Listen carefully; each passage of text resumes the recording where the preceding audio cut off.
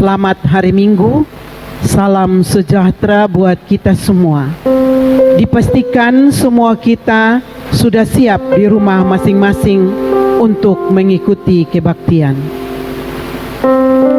Kebaktian Bulan Budaya dan Bahasa Jemaat Gemit Laheroi Tofa, Minggu 17 Mei 2020, dengan nuansa etnis Sabo.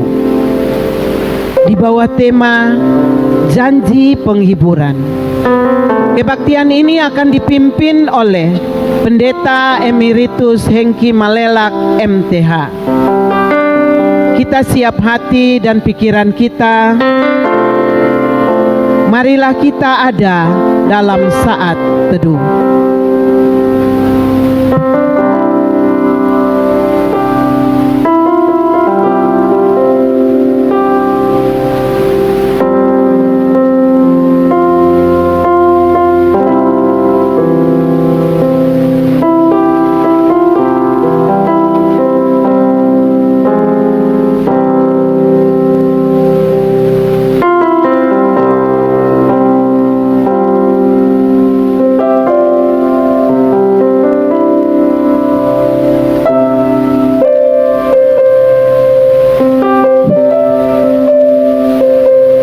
Panggilan beribadah.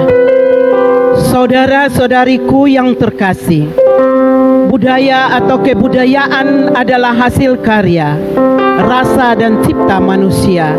Di satu pihak, manusia itu adalah ciptaan Tuhan menurut rupa dan gambarnya. Di pihak lain, manusia telah jatuh ke dalam dosa. Itu sebabnya budaya ciptaannya juga mengandung unsur-unsur baik dan mulia, tetapi juga unsur-unsur buruk dan jahat. Budaya dan ritual orang Sabo dilandaskan atas kepercayaan pada Deo Ama, Allah Bapa, asal segala sesuatu yang mengelahirkan kesejahteraan. Deo Ama menghendaki hidup yang harmonis di antara manusia dengan manusia dan sesama ciptaan di alam lingkungannya. Saudaraku, seperti yang kita ketahui, saat ini kehidupan manusia sedang tidak dalam keadaan yang sejahtera akibat wabah dan penyakit yang sedang melanda dunia. Di saat ini kita semua menantikan pertolongan dari Tuhan agar dunia kita segera pulih kembali seperti sedia kala. Oleh karena itu, kita perlu menaikkan doa-doa kita pada Tuhan Deo Ama dengan sungguh-sungguh dan meminta tuntunan Roh Kudus agar kita selalu diberikan kekuatan dan penghiburan untuk menjalani masa-masa sulit ini, serta memohon dengan penuh ketulusan agar pemulihan dapat terjadi pada bumi kita, dan Allah memberikan kita suatu pengharapan bahwa Ia tidak akan meninggalkan kita selama-lama di dalam badai ini jikalau kita mengasihi Dia. Oleh karena itu, marilah kita menaikkan sembah kita pada Allah. Untuk itu, saya mengundang kita semua untuk berdiri dan menyanyikan Wartakan Damai nomor 2.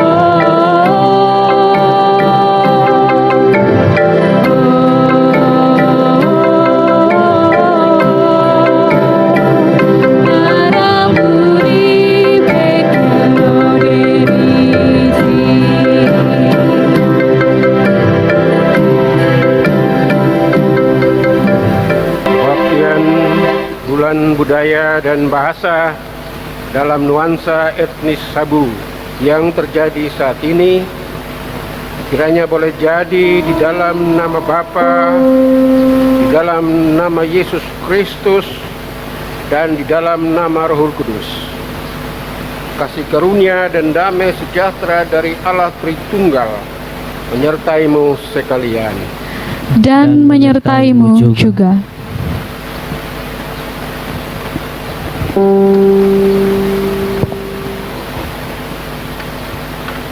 Jemaat yang terkasih, firman Tuhan yang menjadi penuntun dalam ibadah kita saat ini terambil dari Injil Yohanes pasal 14 ayat 25 dan 26.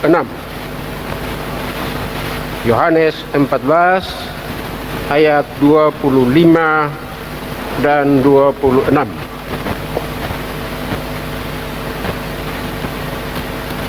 Semuanya itu kukatakan kepadamu selagi aku berada bersama-sama dengan kamu.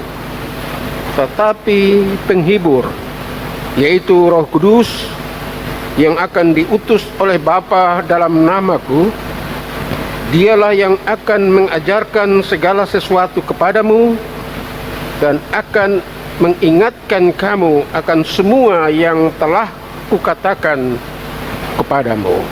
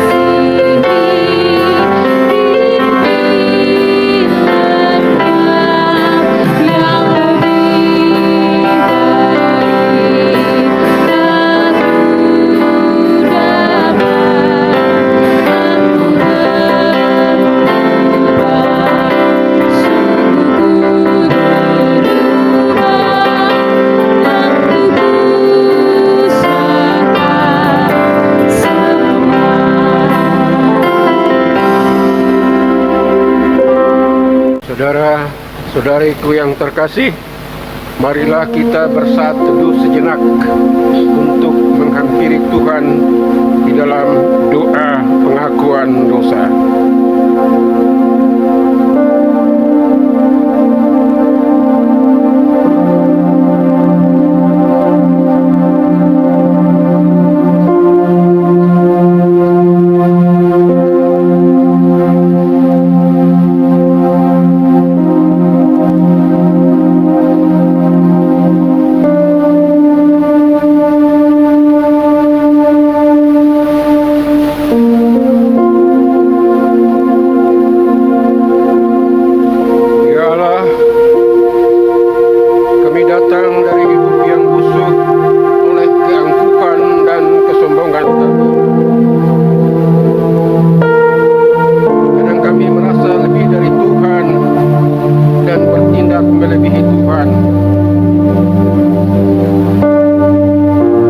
menyalahgunakan kepercayaan untuk menjaga bumi yang Engkau titipkan.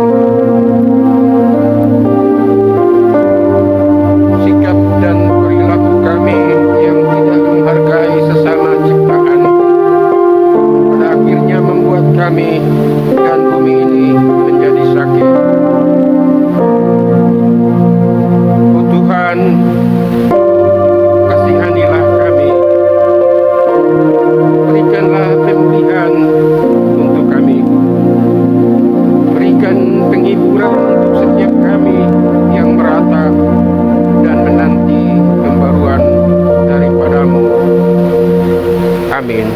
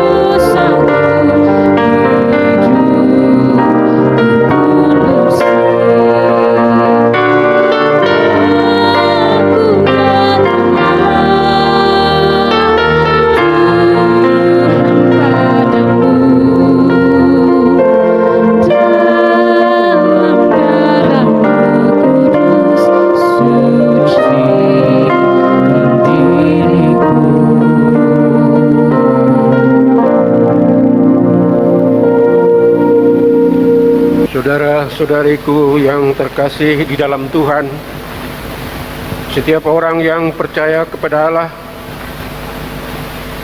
akan dikasihi dan diselamatkan dari dosa, sebagaimana yang tertulis dalam Yohanes 3 ayat 16. Karena begitu besar kasih Allah akan dunia ini, sehingga Ia telah mengaruniakan anaknya yang tunggal, supaya setiap orang yang percaya kepadanya tidak binasa, melainkan beroleh hidup yang kekal.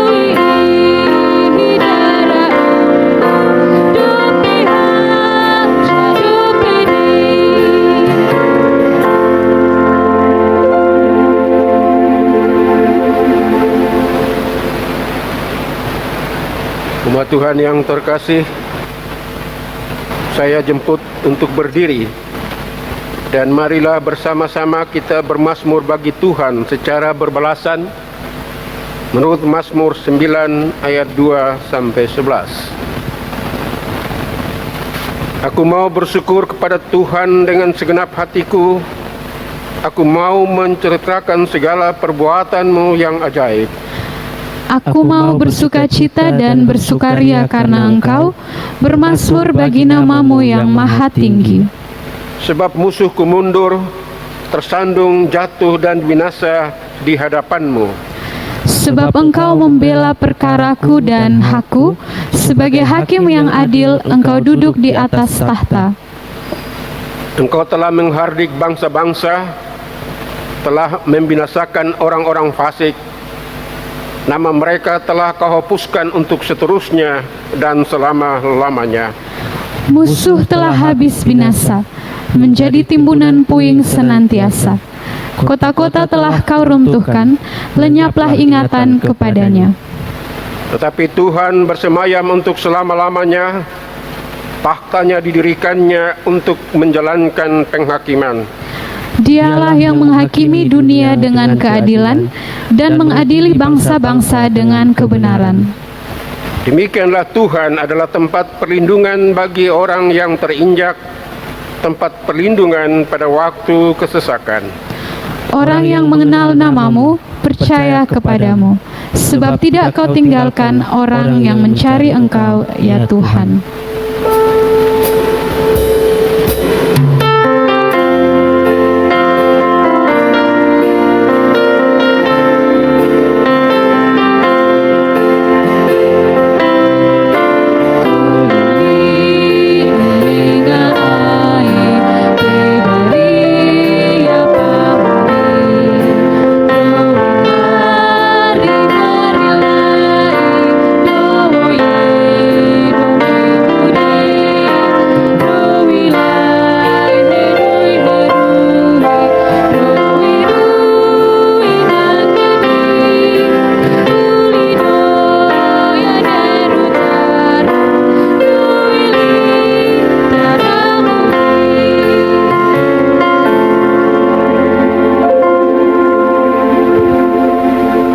Pemberitaan firman Tuhan. Saudara-saudariku, kita akan mendengarkan firman Tuhan yang terambil dari kitab Perjanjian Baru, Injil Yohanes pasal 14 ayat 15 hingga ayatnya yang ke-21. Yohanes pasal 14 ayat 15 hingga ayatnya yang ke-21. Sebelumnya, mari kita berdoa. Bapa di sorga, Bapa yang kami sembah di dalam Tuhan kami, Yesus Kristus. Pada pagi yang indah dan diberkati ini Tuhan, kami boleh bersyukur kepadamu atas kasih-Mu yang begitu besar di dalam menuntun setiap langkah kehidupan kami. Terima kasih banyak Bapa atas waktu yang Engkau izinkan untuk kami beribadat bersekutu pada pagi hari ini. Kami telah memuji dan membesarkan akan nama-Mu. Tiba saatnya Bapa, kami akan mendengarkan akan firman-Mu.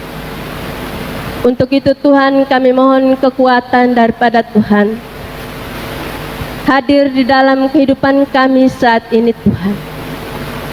Menolong kami dengan kuasa Roh Kudus-Mu, sehingga ketika pada sebentar kami mendengar akan firman-Mu, biarlah dia tidak lalu dengan begitu saja dari pendengaran kami, tetapi kami dapat menyimpan itu di dalam hati kami, dan kami dapat melakukan itu di sepanjang hidup yang Tuhan masih anugerahkan. Terima kasih banyak Bapa di sorga. Hamba-Mu sebagai penyalur berkat firman Tuhan bagi kami semua pagi hari ini. Kami datang dan kami menatang hamba-Mu seutuhnya kepadamu dengan seluruh persiapannya Bapa. Biarlah Allah boleh memberkati. Biarlah Tuhan sendiri dengan Roh-Mu yang kudus menolong hamba-Mu ya Bapa, sehingga pada sebentar setiap kata dan kalimat yang hamba-Mu keluarkan benar-benar menjadi kata yang dapat kami mengerti, kata-kata yang sederhana yang boleh dapat kami pakai itu Tuhan sebagai kekuatan di dalam perjalanan hidup kami. Terima kasih banyak Bapa di surga. Jam pemberitaan firman-Mu dari awal sampai pada akhirnya kami serahkan sepenuhnya di dalam tangan Bapa di surga. Terima kasih Tuhan. Ini doa dan pengharapan kami. Ini syukur kami kepadamu Tuhan. Hanya di dalam nama Yesus Kristus firman yang hidup, kami berdoa kepada Bapa di surga. Amin. Yohanes pasal 14 ayat 15 sampai ayatnya yang ke-21.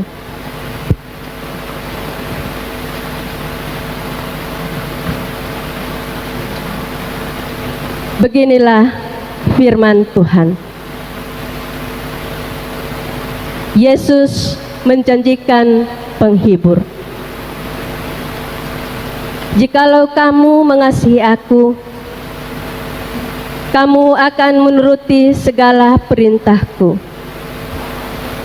Aku akan minta kepada Bapa, dan Ia akan memberitakan kepadamu seorang penolong yang lain, supaya Ia menyertai kamu selama-lamanya, yaitu Roh kebenaran.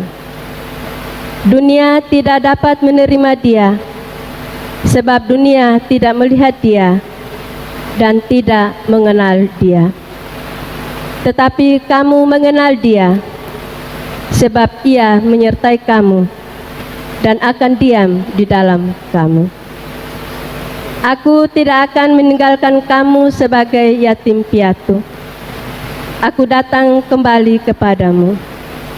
Tinggal sesaat lagi, dan dunia tidak akan melihat aku lagi. Tetapi kamu melihat aku, sebab aku hidup, dan kamu pun akan hidup. Pada waktu itulah, kamu akan tahu bahwa aku di dalam Bapa-Ku, dan kamu di dalam aku, dan aku di dalam kamu. Barang siapa memegang perintahku dan melakukannya, dialah yang mengasihi aku. Dan barang siapa mengasihi aku, ia akan dikasihi oleh Bapa-Ku, dan aku pun akan mengasihi dia, dan akan menyatakan diriku kepadanya. Demikian firman Tuhan. Yang berbahagia adalah mereka yang mendengarkan firman Allah dan yang memelihara di dalam hatinya hari lepas hari. Haleluya.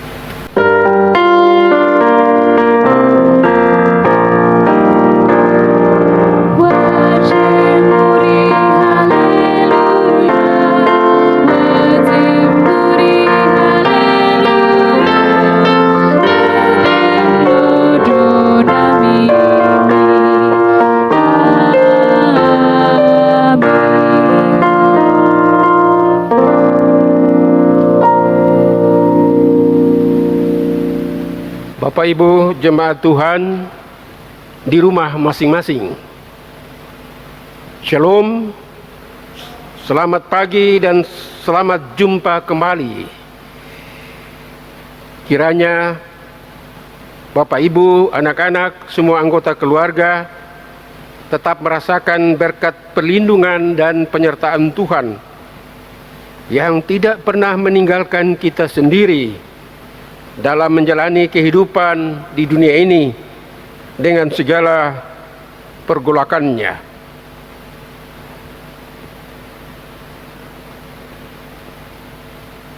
Kita semua pernah mengalami kondisi-kondisi tertentu dalam hidup ini. Kondisi ketika ditinggalkan sendiri. Kita juga mengalami berbagai kesusahan dan penderitaan dalam hidup ini. Dan ketika semuanya itu terjadi, kita bertanya, di manakah Tuhan ketika kita mengalami semua hal buruk di dalam hidup ini? kesendirian, kesepian, kemiskinan dan kelaparan, penyakit dan wabah, kekerasan dan perang. Semua itu dialami dan dijalani manusia di dalam dunia ini, tidak terkecuali bagi kita orang Kristen. Lalu apa bedanya dengan kita sebagai orang yang percaya? Sebagai orang beriman, kita boleh saja mengalami hal-hal buruk dalam hidup ini, tapi kita mengalaminya dalam percaya akan janji penyertaan Tuhan, seperti yang dikatakannya sendiri.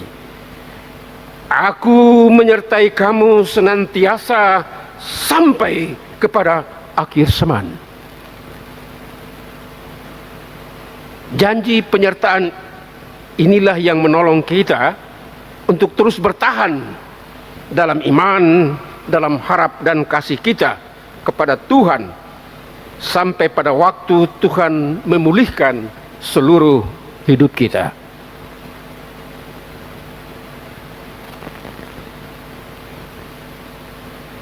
Tuhan tidak menjanjikan bahwa kita bebas dari kesusahan dan penderitaan,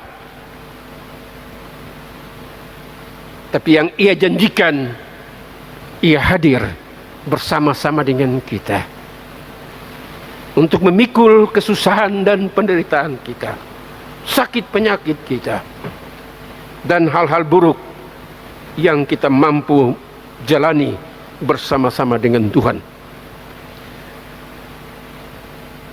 Saudara-saudari yang dikasihi Tuhan, sebagai orang Kristen, kita menyembah Tuhan yang satu. Kita menyembah kepada satu Tuhan yang menyatakan diri dalam 3 pribadi, yaitu Bapa, Anak, dan Roh Kudus. Dari 3 pribadi ini, Roh Kuduslah yang paling sulit mendapatkan gambaran yang jelas bagi kita orang percaya. Kita mempunyai gambaran yang cukup jelas tentang Allah sebagai Bapa kita. Karena apa? Karena kita memiliki ayah duniawi sebagai model relasi dengan Bapa surgawi. Ini dikatakan oleh Pemazmur 103 ayat 13. Seperti Bapa sayang kepada anak-anaknya, demikian Tuhan sayang kepada orang-orang yang takut akan Dia. Kita punya gambaran yang jelas tentang Allah sebagai Bapa kita. Kita juga memiliki gambaran yang terang tentang anak Allah, karena Yesus sepenuhnya menjadi manusia seperti kita. Ia lahir seperti kita lahir, Ia bertumbuh seperti kita bertumbuh. Firman itu telah menjadi manusia dan tinggal di antara kita, dan kita memiliki semua kisah indah tentang Yesus yang kita ketahui dari Injil di dalam Alkitab. Tetapi saudara-saudara, tentang Roh Kudus,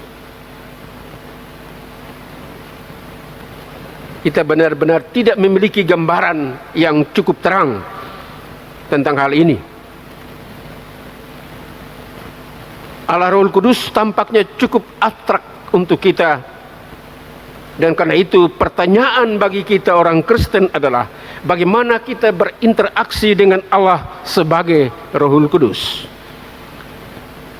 Pertanyaan di atas mengantar kita pada tema minggu ini tentang janji penghiburan.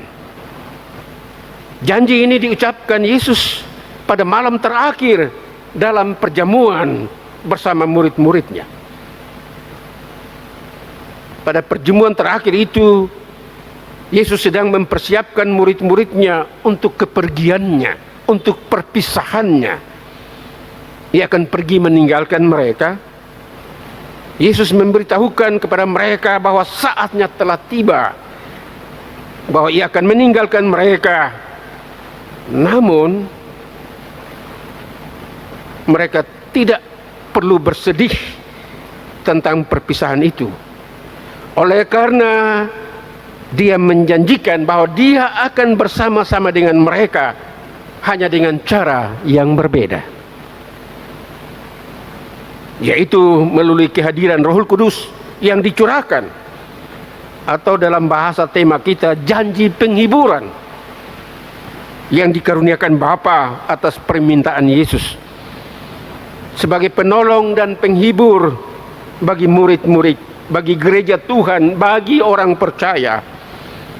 Dan karena itu janji penghiburan adalah janji penyertaan oleh Roh Kudus bagi umat Allah sepanjang segala masa dan dalam segala keadaan. Itu berarti dalam kebaktian pagi ini kita mengalami janji itu, bahwa Roh Tuhan tercurah atas kehidupan kita. Karena itulah pemberian Allah bagi kita orang-orang percaya. Janji ini berlaku hari ini di rumah kita masing-masing ketika kita beribadah. Allah hadir bagi kita dan hendak memberi berkat pertolongannya dan penghiburannya. Memang benar saudara-saudara, Yesus secara fisik tidak ada lagi di dunia ini. Yesus telah naik ke sorga dan terus berdoa untuk kita, umatnya. Namun janjinya telah digenapi, bahwa Roh Kudus dicurahkan bagi kita, umatnya. Dan karena itu kita dapat berkata-kata di dalam ibadah di rumah kita masing-masing, Tuhan ada di sini, dalam rumah ini, melalui tuntunan kuasa Roh Kudus. Ketika Yesus menyatakan kehadiran Allah di dunia ini, Ia menyatakannya dalam pemberian pertolongan dan penghiburan, bimbingan dan penyembuhan kepada orang-orang yang datang kepadanya. Demikian pula sekarang dalam kehidupan orang-orang percaya, bahwa kehadiran Allah dinyatakan dalam kehidupan kita, dalam rumah kita masing-masing, dalam pergumulan hidup kita masing-masing, melalui kuasa dan kerja Roh Kudus yang memberi pertolongan dan penghiburan, bimbingan dan penyembuhan bagi kehidupan kita. Bapak Ibu yang dikasihi Tuhan, kehadiran Roh Kudus tidak hanya bersama-sama dengan kita dalam kehidupan ini, tapi Dia ada di dalam kita. Ini dikatakan Yesus dalam ayat 17b. Tetapi kamu mengenal Dia, sebab Ia menyertai kamu dan akan diam di dalam kamu. Luar biasa janji ini.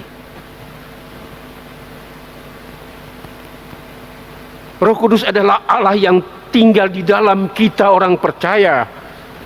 Dan jikalau Allah tinggal di dalam diri kita, maka kita akan melihat perubahan-perubahan yang mestinya terjadi dalam kehidupan kita selaku orang percaya. Bapak Ibu saudara-saudara yang terkasih, perubahan pertama, seiring berjalan dengan waktu, hidup kita bertumbuh dan menghasilkan buah. Kita semua ingat surat Paulus kepada jemaat Galatia, Galatia 5 ayat 22 sampai 23. Di mana ia berkata, buah roh adalah kasih, sukacita, damai sejahtera, kesabaran, kemurahan, kebaikan, kesetiaan, kelemah lembutan, dan penguasaan diri. Ini ada 9 karakter yang Roh Kudus tempatkan dalam diri kita orang percaya, supaya semakin nampak dalam kehidupan kita, yang bergantung sepenuhnya pada kuasa Roh Kudus.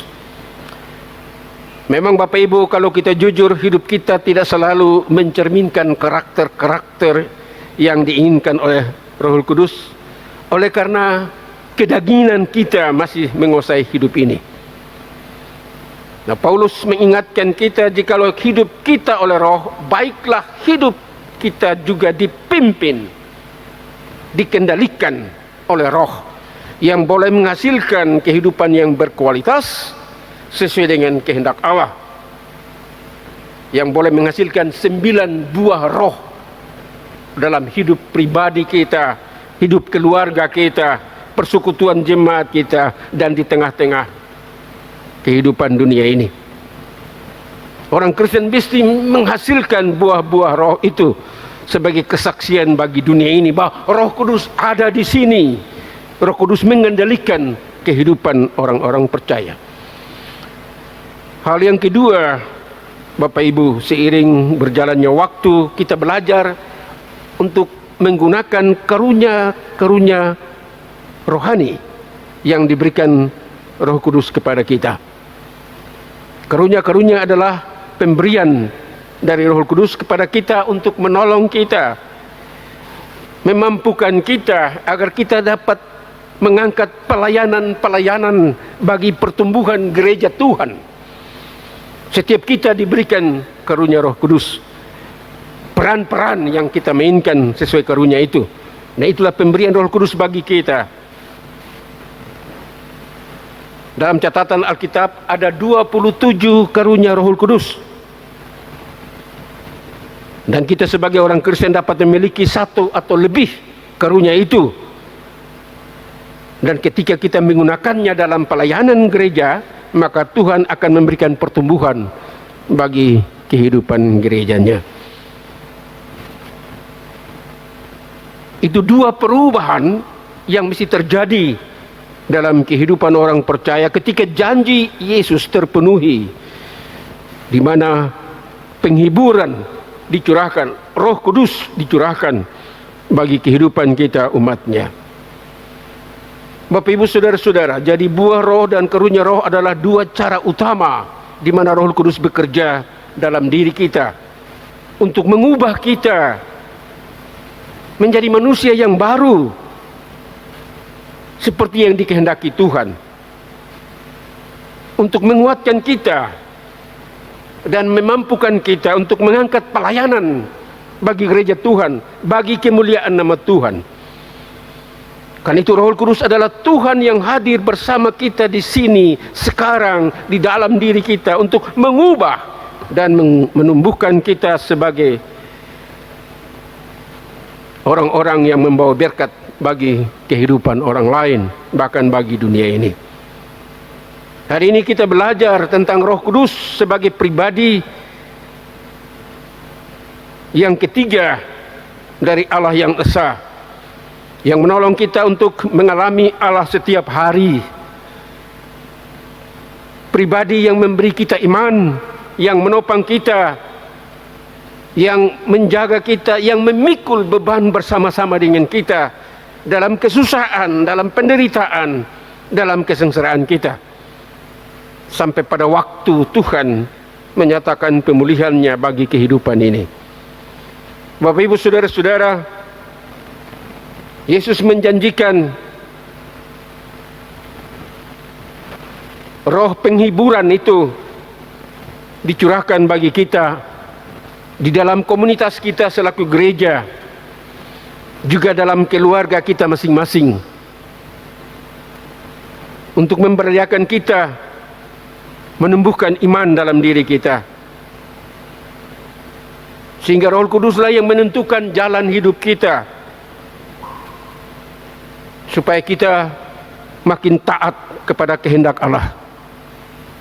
Dan inilah yang dikatakan Yesus di dalam janjinya, jikalau kamu mengasihi aku, kamu akan menuruti segala perintahku.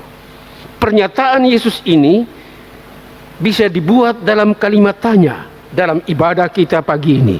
Yesus bertanya langsung kepada kita masing-masing, di rumah kita masing-masing, apakah kamu mengasihi aku? Apakah kamu mengasihi aku? Apa jawaban kita?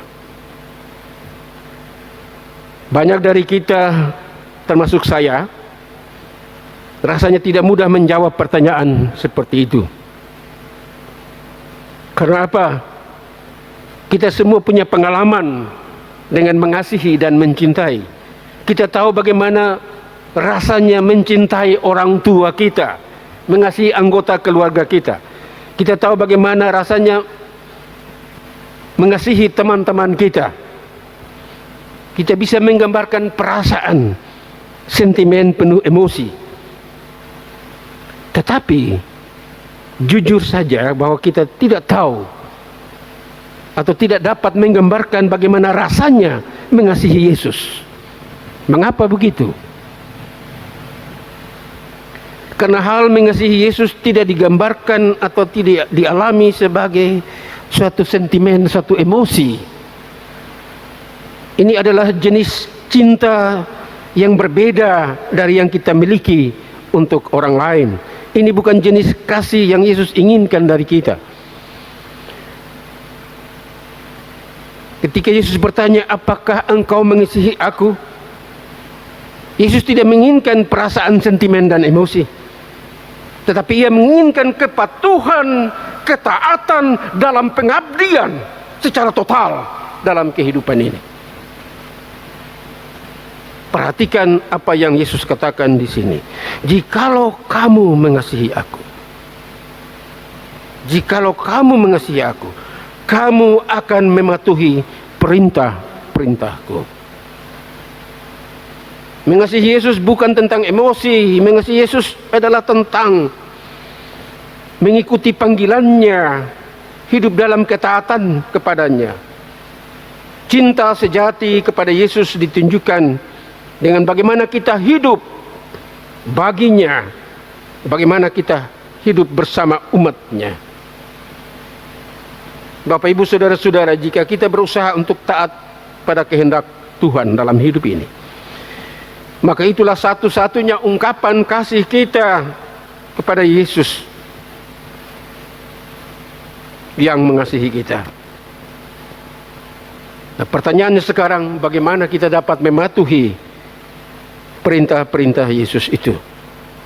Bagaimana kita dapat menjalani kehidupan yang penuh pengabdian dan ketaatan kepadanya? Tentu bukan dengan kekuatan kita sendiri. Karena apa? Karena tidak ada di antara kita yang mampu melakukan ketaatan dan pengabdian itu. Karena kita semua lemah secara rohani. Dan itu alasan mengapa Yesus menjanjikan penghibur itu. Hanya dengan kuasa Roh Kudus yang bekerja di dalam diri kita, mengubah dan membarui hidup kita, mendekatkan kita kepada Tuhan, sehingga kita dapat melepaskan kepentingan hidup kita dan membiarkan Allah bekerja bagi kita. Kita menjadi lebih berbakti, lebih taat, lebih patuh kepada perintah-perintah Yesus. Semakin kita berhenti berusaha mengendalikan hidup kita sendiri dan menyerahkan kendali itu kepada kuasa Roh Kudus, hal itu membuktikan bahwa kita semakin taat kepada Yesus dengan perintah-perintahnya. Karena itu, saudara-saudara, pagi ini firman Tuhan datang kepada kita dan hendak mengatakan bahwa pengalaman kita bersama kuasa Roh Kudus yang ada dalam diri kita adalah dasar yang mutlak bagi hidup kita selaku orang percaya. Karena Roh Kudus memimpin kita ke dalam hubungan dengan Allah. Roh Kudus memberi kita karunia rohani supaya kita gunakan dalam pelayanan kepada Allah. Roh Kudus menumbuhkan buah-buah yang baik di dalam diri kita untuk membantu kita menjadi orang yang berkenan kepada Allah. Roh Kudus menuntun kita ke dalam ketaatan, yaitu bagaimana kita mengekspresikan pengabdian kita, cinta kita kepada Yesus. Bapak, Ibu, saudara-saudara terkasih, janji Kristus bagi kita orang percaya bahwa Roh Kudus dicurahkan dalam hidup kita.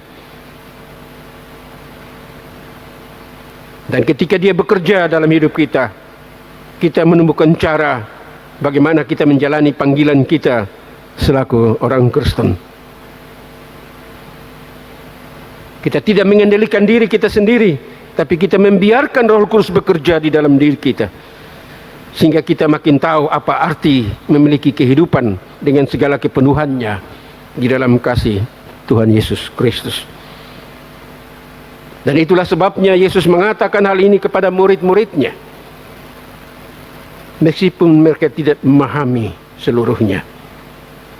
Dia berkata di dalam ayat 26 dari pasal 14 Injil Yohanes, tetapi penghibur, yaitu Roh Kudus,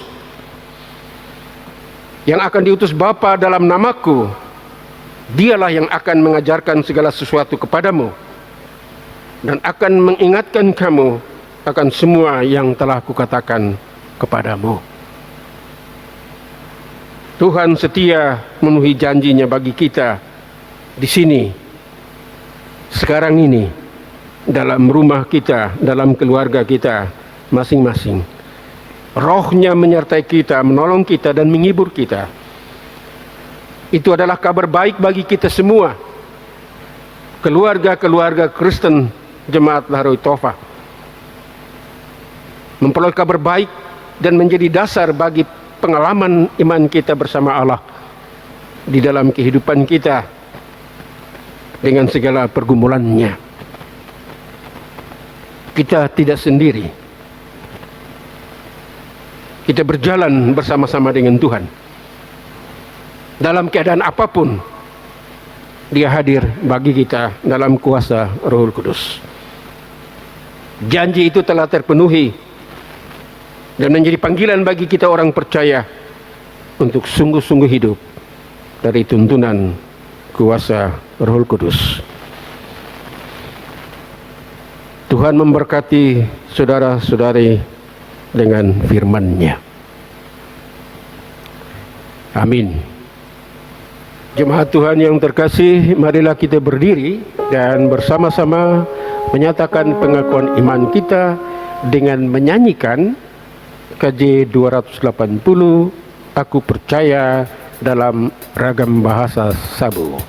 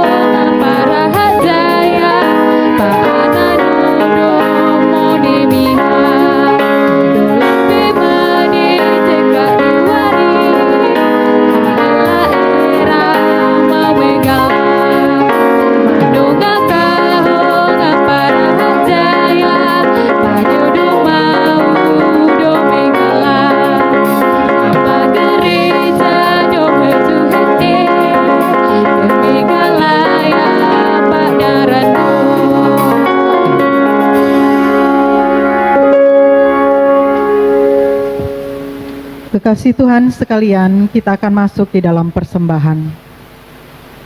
Jemaat Tuhan yang terkasih, marilah kita memberikan persembahan kepada Tuhan. Sebelumnya, marilah kita berdoa. Deu domau domegala, daka wariji mahedepa deomuri.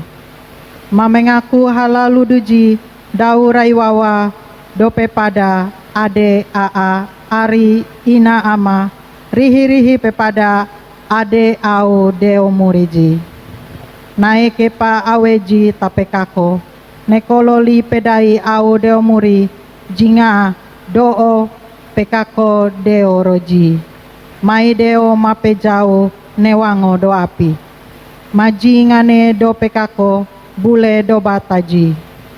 Deo do mau do megala, mai wema hedepa jidau doae, halaludu do ngadi wari tanano wari litakadeo.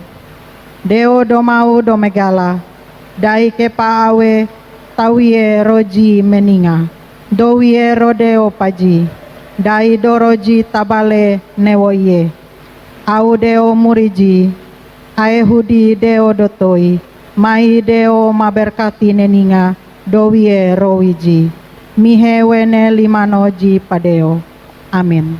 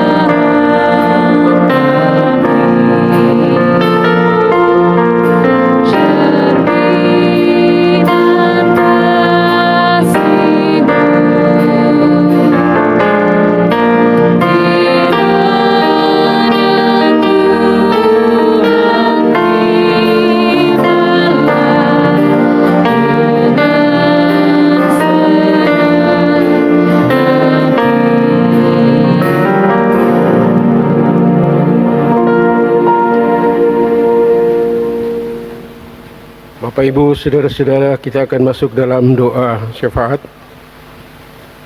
Kita boleh berdoa untuk pergumulan rumah tangga kita masing-masing, kehidupan dunia ini, bangsa-bangsa, bangsa Indonesia, Provinsi Nusa Tenggara Timur, Kota Kupang, Gereja Masehi Jeli Timur, semua mereka yang menghadapi tantangan dan ancaman wabah virus COVID-19. Mari menundukkan hati dan pikiran, berjumpa Tuhan di dalam doa syafaat. Kita berdoa. Bapa Surgawi, kami menaikkan puji syukur dan terima kasih karena di dalam segala keadaan hidup kami tetap merasakan kasih Tuhan, kehadiran Tuhan yang tidak pernah meninggalkan kami sendiri. Tuhan hadir dalam tuntunan kuasa Roh Kudus, menolong dan menguatkan kami, untuk kami dimampukan menjalani hari-hari hidup kami yang penuh dengan pergolakan, masalah, rintangan, sakit penyakit dan penderitaan, dan berbagai kesusahan. Terima kasih Tuhan, kami tidak sendiri. Engkau hadir dalam kehidupan kami, menyertai kami, menguatkan kami.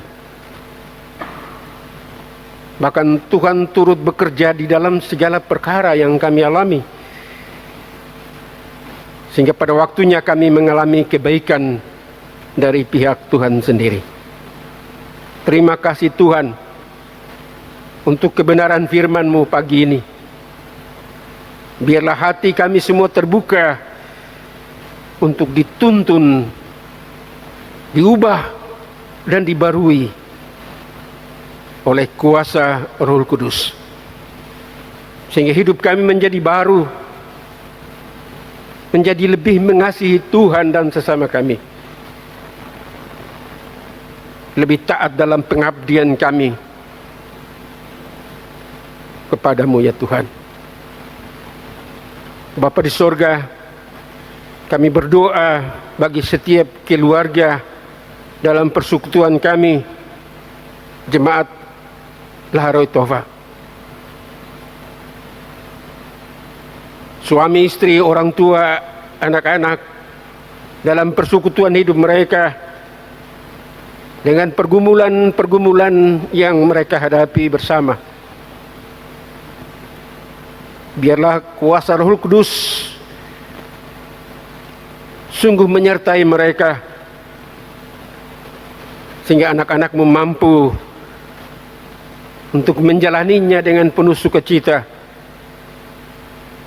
karena Tuhan tetap hadir dalam kuasa Roh Kudus dan terus memberi berkat bagi kehidupan kami, anak-anakmu.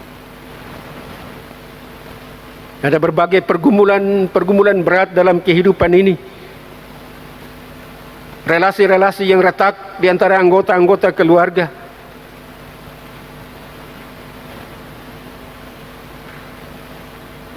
Berbagai penyakit dan penderitaan yang menerpa kehidupan anggota keluarga.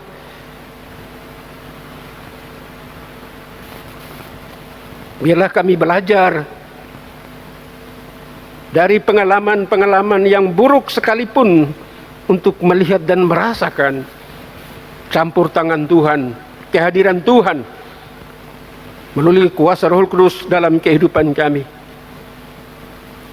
Bukan saja menolong kami untuk keluar dari pergumulan kami, bukan saja untuk kesembuhan bagi kami, tapi terutama kekuatan untuk kami memikulnya sampai akhir hidup kami. Kami tetap setia kepadamu. Kami menyerahkan seluruh pergumulan setiap anggota keluarga ke dalam tangan Tuhan. Tuhan menyatakan kasih dan kemurahan-Mu bagi kami semua. Bapa di sorga, kami berdoa bagi kehidupan dunia ini, dunia milik Tuhan. Engkau sendiri yang mengatakannya, Engkau begitu mengasihi dunia ini. Karena itu Tuhan, kami berdoa dan mohon kepadamu, selamatkanlah kehidupan dunia ini, terutama bebas dari serangan wabah COVID-19. Di mana-mana jatuh korban. Ya Tuhan, biarlah kami belajar mengakui kedaulatan Tuhan atas kehidupan ini. Biarlah Tuhan kami belajar untuk bersabar menanti waktu Tuhan, karena waktu Tuhan itulah yang terbaik bagi kehidupan kami. Sembuhkanlah dunia kami, selamatkanlah kehidupan kami. Semua bangsa-bangsa yang mengalami keterpurukan karena wabah COVID-19, Tuhan tolong nyatakan kehadiran-Mu, agar semua lutut bertekuk dan semua lidah mengaku Engkau Tuhan, pemilik dan Raja bagi kehidupan ini. Kami berdoa bagi bangsa dan negara kami, Indonesia, para pemimpin kami, kebijakan-kebijakan yang telah diambil, baik oleh Bapak Presiden, para gubernur, bupati, wali kota. Tuhan berkati itu semua, agar akan mendatangkan kebaikan bagi kehidupan kami selaku bangsa ini. Ya Tuhan, kami mengaku kami sering lalai, tidak taat. Dan karena itu Tuhan, tolonglah kami.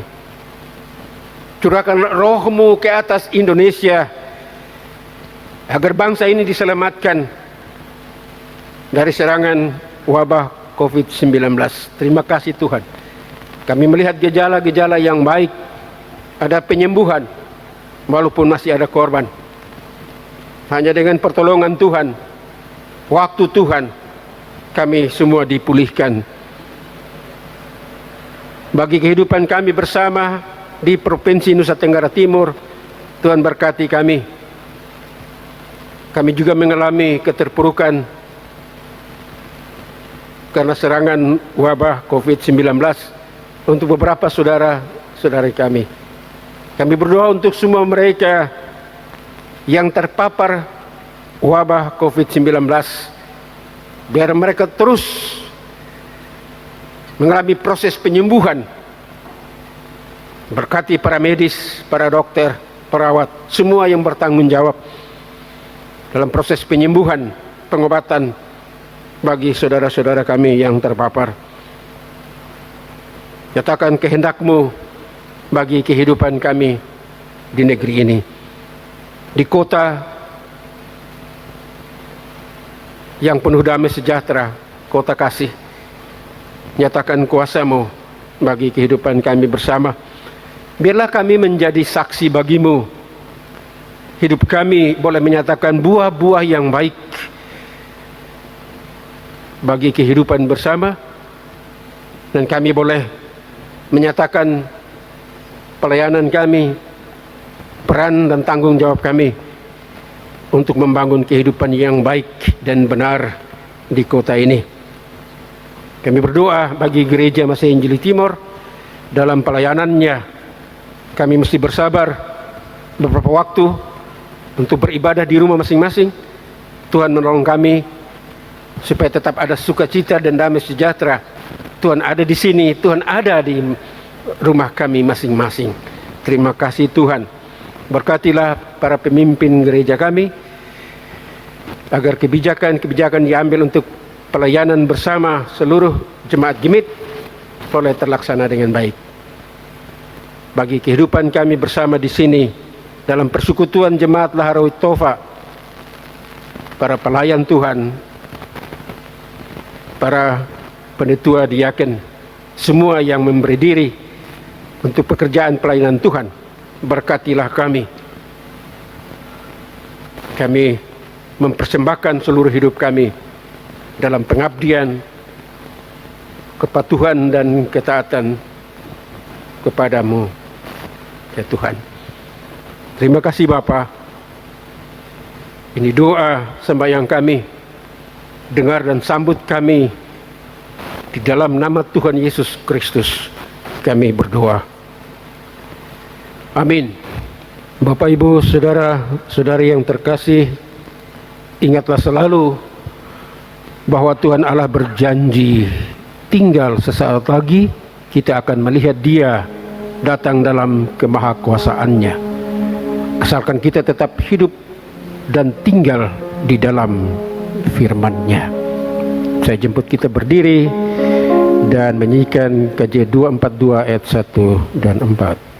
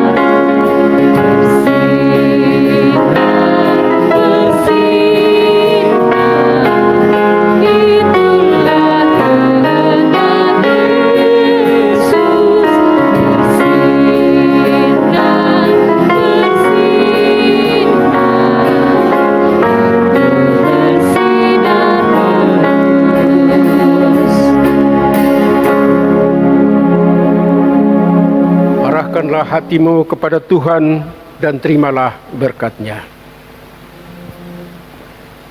Tuhan memberkati kamu sekalian.